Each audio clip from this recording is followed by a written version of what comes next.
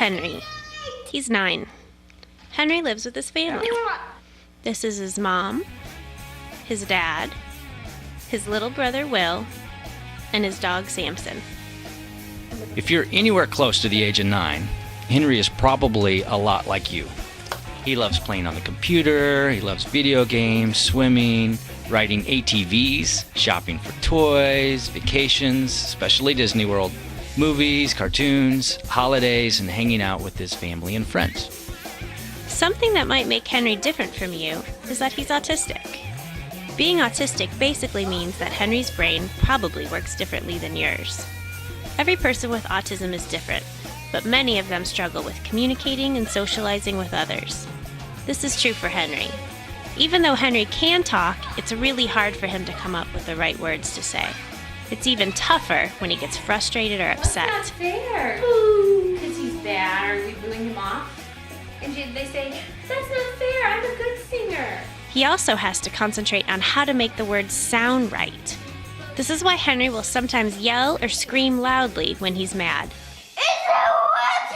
It's not easy for him to have to work so hard all the time.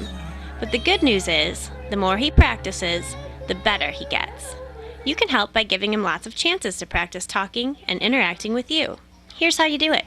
Step 1, make sure you have his attention. Don't just walk by and shout out a hello. Henry needs some time to think before he can answer. Stop and look him in the eye. Sometimes touching his arm lightly can also help. And once you're sure you have his attention, then you can say hello or ask your question. Hi, Henry. Hi. Yeah. Step 2.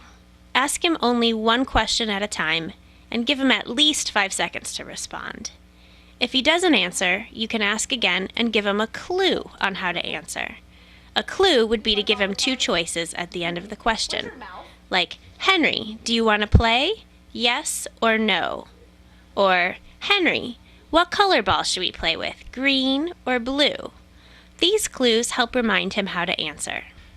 Step 3, don't give up. Some days, Henry might answer the first time you ask, and others you might have to ask him 2, 3, or even more times to get an answer. Ask him things you'd ask your other friends.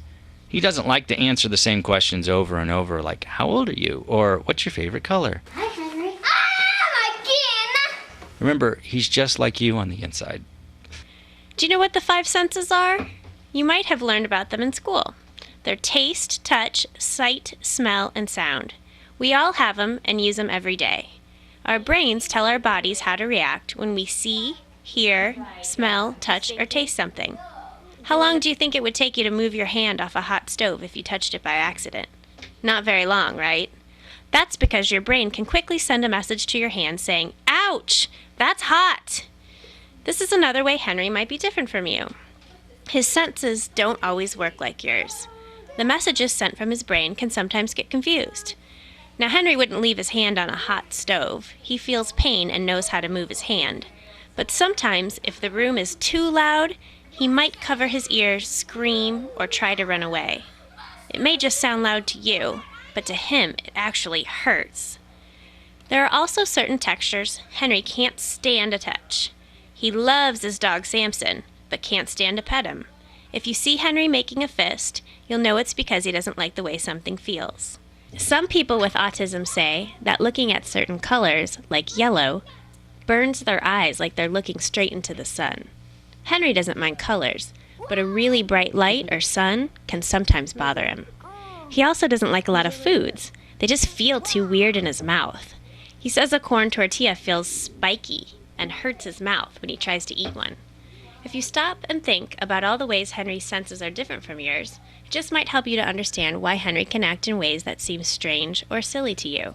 If you were feeling what Henry was feeling, acting that way would make perfect sense. If you've already been around Henry, you've probably seen him dart around and make a happy-sounding yell when he gets excited. This is really hard for him to control. He's basically burning off some steam because he feels like he's going to explode inside. He just has to move. Have you ever felt like that? Maybe in school watching the clock and waiting for the bell to ring, or maybe Christmas morning waiting to rip into some presents. Well, that's just how Henry is feeling, and running around helps him get it out.